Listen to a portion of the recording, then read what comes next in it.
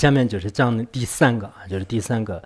一说缘起，赞叹是这个最无上的这个赞叹就是以这个溯缘起来赞叹，就是因为佛陀是溯缘起嘛，以这个溯缘起来这种赞叹呢，是最无上的一个赞叹。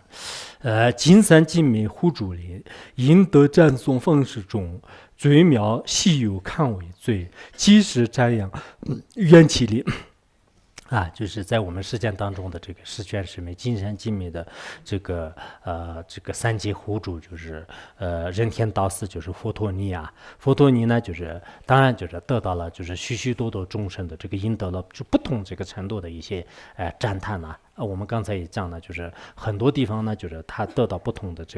一些赞叹，但是所有的这个赞叹当中，最稀有、最殊胜、最微妙、最好的这个赞叹是什么呢？就是宣说这个缘起这个是最好的。为什么呢？比如说这个外道外道就是像那个大自在派或者说是这个边入天派还有呢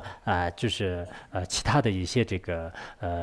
翻天的，等等，他们这些这个外道的话呢，就经常要赞叹自己的这个教主，赞叹自己的教主的时候呢，有些呢赞叹自己教主的时候，说是他特别英雄他让这个摧毁很多这个敌人的魔举呢来这个战胜他的这个嗔恨心嗔恨心。有些呢他让那个束缚呢很多这个美女等等，以这个做这个贪心来赞叹的。还有些呢说我们的这个本事呢极其这个庄严相好庄严等等。有些呢说是我们这个诸尊呢在实践当中呢如何了不起他对帮助这个亲人还有呢降服这个敌军等等。其实这种这个说法呢都不究竟的。为什么？如果以贪嗔痴来赞叹的话呢，那么这不要说是一个诸尊，我们世间人的是贪嗔痴特别严重的人是相当多的，也并不是一个独特的赞叹。如果你说是身上有相好的话呢，那不仅是人类，我们这个佛陀还有这个专论王的话呢，也有相似的一些这个相好。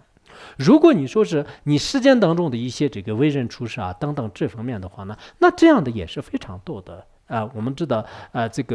现在儒教也好，或者说是一些道教其实很多那个教主教派的话呢，他们教徒呢赞叹自己的这个教主，但这种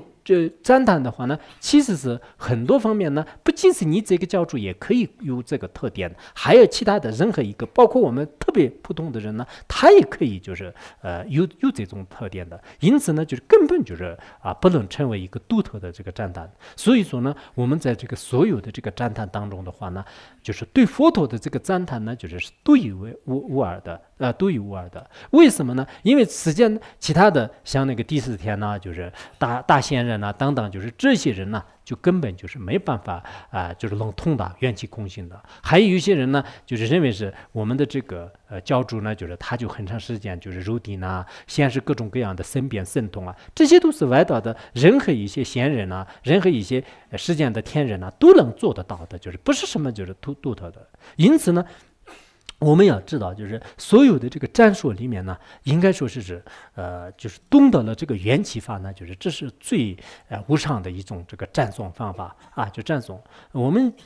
这个赞颂的话呢，很多人都因为没有智慧现在有些人对这个赞叹上师的是好像最好是他不要做这个赞叹文，不然这样一赞叹的话，那反而诽谤上师了。也有这样的，因为他没有智慧，没有智慧的话，你最关键的有些他的特点呢，根本没有办法这个展示出来什么三智缘起得解脱智慧照明了诸根华严经里面讲的吧，也是什么这个弱智缘起得解脱智慧照